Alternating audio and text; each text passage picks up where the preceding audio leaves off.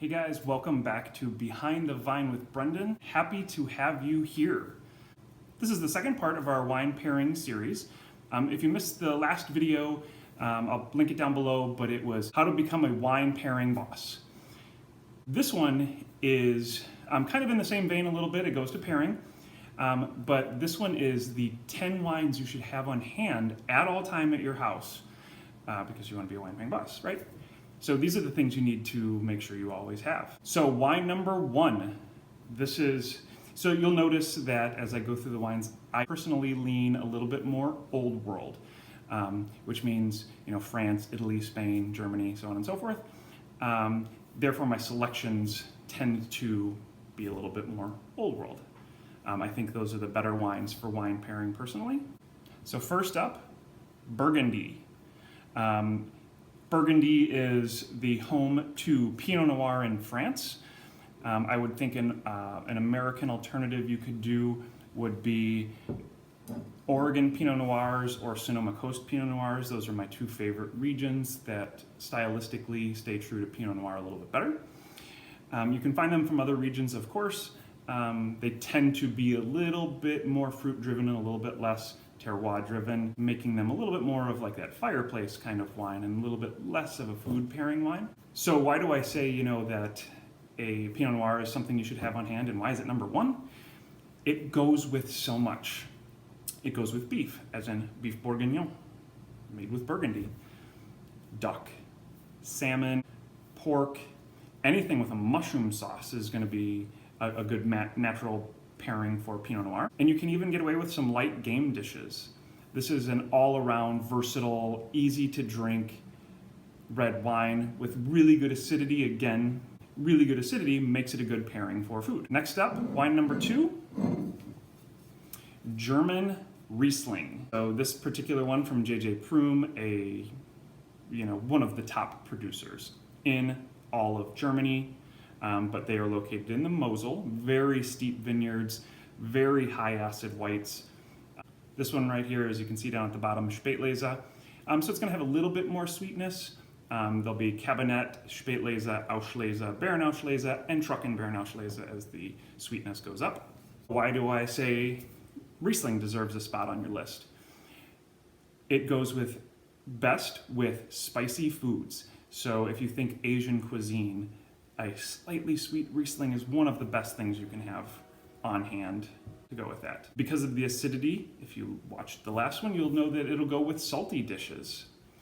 It'll go with anything with eggs. Goes with lighter meat like ham incredibly well, making it a great Easter wine, or if you have ham at Thanksgiving, it makes it a great wine for those occasions. And it also pleases grandma. But it's also a wine that can go with sauteed chicken. And you can even work it into desserts if you've got a little bit sweeter one that can go with apple dessert. Also another wine that goes great with salmon and goes great with salad. Wine number three to have on hand at all times, champagne. Champagnes get a little pricey, and I get that. So we have alternatives, Prosecco, good cavas are viable options. You can also find other ones from France, such as Cremants, so Cremant Alsace, Cremant de Bourgogne, Cremant de Bordeaux even, but made in a very similar style. And another wine that goes really well with spicy food, Asian cuisine. This is another wine that goes well with egg dishes and goes well with salty dishes, but an amazing seafood wine as well. If you've never had oysters and champagne, that's something you've got to do. But it goes with sushi as well, and can go with a plethora of, if you're doing fruit-style desserts. Another just a great wine to go with those dishes. Next up, I'm going to talk about my favorite category. Why is it my favorite category? Because it goes with everything. It goes with everything. Goes with sitting inside, goes with sitting outside. It's what you drink while you're cooking. Rosé. And I mean dry rosés. We're not talking white Zinfandel here. This one in particular, by the way, the Stoller family from 2020, this is the best rosé I've had in years. Stunning. This is made from Pinot Noir. But so think of things that can go with Pinot Noir, but on a lighter scale. And then the fact that you get to chill it down just makes it an amazing food wine. But of course, you can find rosés from all over. South of France, especially, making amazing rosés. And if I didn't make this clear, it goes with anything. All right, guys, this is wine number 5 to have on hand at all time. Sangiovese. So Sangiovese can look like this in the form of Rosso di Montepulciano. It could look like Rosso di Montalcino. It could be Chianti. But this is one of the best food pairing grapes to me. I love Sangiovese, I love Chianti. I don't necessarily love Sangiovese without food. It is definitely more of a food wine than a fireplace wine, but something that goes well with tomato-based dishes, cheese, pasta, roasted peppers, steak, and even veal. So this is such a versatile wine. This is something you should always have on hand. Sangiovese from Italy, from Tuscany specifically. All right, guys, moving right along. Next up, wine number 6, wine to always have on hand. White Burgundy. So we talked about red Burgundy. That was the number 1 wine that I listed. White Burgundy is its counterpart, always made from Chardonnay. Well, why do I say white Burgundy over other Chardonnays? Because they do it the best. They've been making it for forever. So they know what they're doing. Expect a little bit more richness, a little bit more finesse. You're going to find a lot higher quality Chardonnays from Burgundy, in my opinion, than a lot of other regions. But I think that that again makes them better food wines. Great pairings for white Burgundy are seafood. Specifically, we're talking shrimp and scallops. If you've ever heard of the classic dish Dover sole, those are just amazing, amazing pairings. But also doing something like a roasted chicken with a cream sauce is an amazing pairing as well. And so one of the best pairings ever for Chardonnay from white Burgundy is a chicken with a cream sauce and with morels or truffles, whatever your little heart desires, but that's a match made in heaven. Wine number 7 to have on hand at all times, Rhone Reds.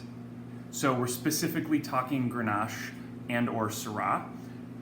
While there's 15 plus 16 grapes that you can use in a red Rhone, you're going to find them to be typically Grenache or Syrah based.